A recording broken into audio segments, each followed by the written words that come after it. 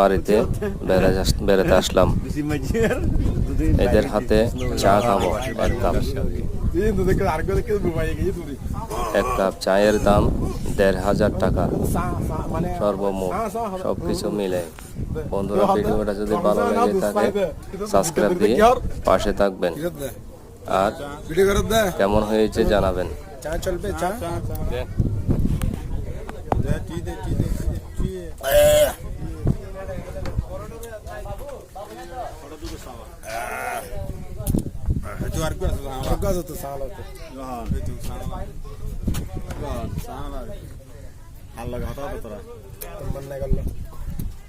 যে মজা চা